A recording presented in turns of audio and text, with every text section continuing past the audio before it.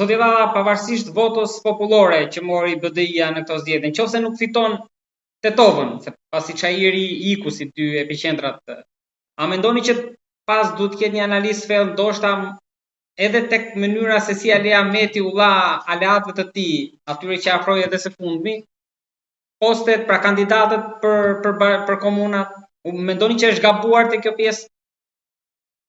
Gabimin e bëri zoti Ali Ahmeti para 3 vitesh o para 2 vitesh, ku partin komplet strukturën ja afrovi apo ja besoi disa çunakëve 25 vjeçar, 30 vjeçar, pa asnjë eksperiencë në poste publike apo në poste të politikës, duke i parë kështu hajt fjalën këtyre trive dhe duke sfostuar të gjithë gjeneratën e vjetër atë që mund të themi që 20 vite kanë mbajtur peshën apo betonin e BDI-s, ku janë themelues BDI-s. Ky është ajo dëmi që i kanë bërë këtë çunakët e rinj, po them që nga sekretari i përgjithshëm Faton Ahmeti, i cili mante prej 3 vitesh 3 poste, duke qenë kryetar dege i Tetovës, duke qenë sekretari i përgjithshëm i partisë dhe shef shtabi i zgjedhjeve, dhe 3 herë ka humbur zgjedhjet dhe nuk ka asnjë ndryshim. Nëse zoti Ali Ahmeti ka vendosur të vetë pensionohet, mas të hënës mund të pensionohet lirisht, por nëse kërkon që ai të vazhdojë rrugën e tij politike, duhet që të bëjë një analizë të thellë të vetë partisë të tij, vetë partisë të tij e përsërisë, analizë thellë ku të shikojë sa herë janë bërë takimet me strukturat e partisë, si janë zgjedhur kandidatët e komunave, flasin nga BDI-a, jo nga aleatët, si janë zgjedhur listat e këshilltarëve, jo nga aleatët, po thash dhe herë prapë nga BDI-a, që janë zgjedhur në tavolinë tu i pi kafe me njëri tjetrin, duke mos qenë askush antar i BDI-s, duke mos qenë askush aktivist, po thjesht shtoku i sekretarit të partisë, shtoku i kryetarit degës, kushëriri i atit. Dhe kjo ka krijuar edhe indinjat ku raundin e parë shumë njerëz mund të mira vota të BDI-s kanë qenë indiferentë, nuk kanë dalur që të votojnë për këto arsye.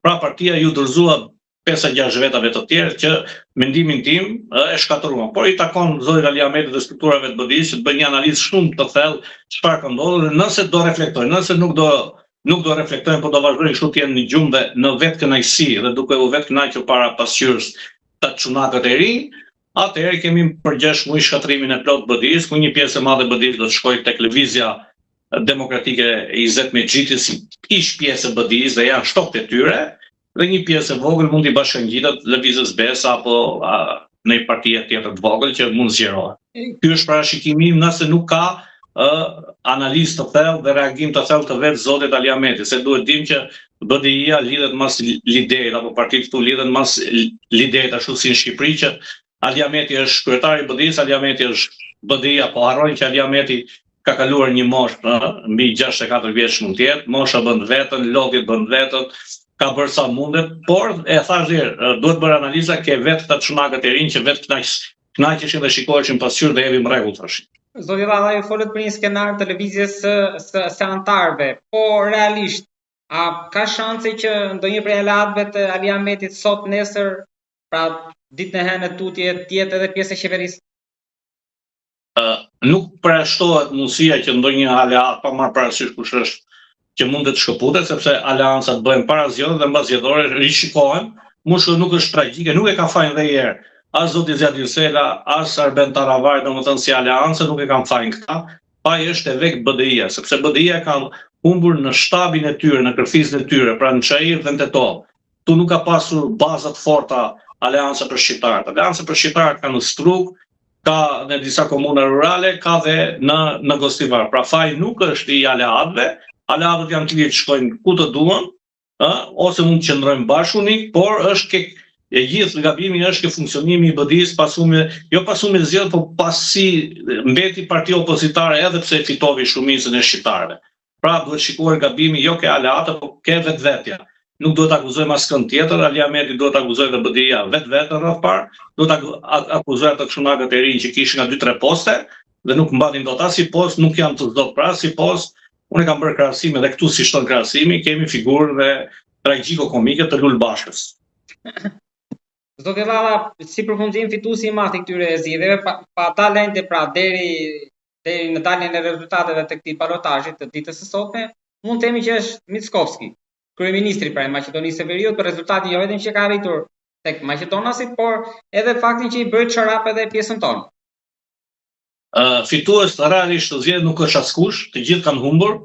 Në atë parë kanë humbur qytetarët e këtij shteti, sepse edhe VMRO-ja ka humbur mbi 140.000 vota apo 160.000 vota krahasim para 2 vitesh apo para 1 vit e gjys që u mbajtën zgjedhje.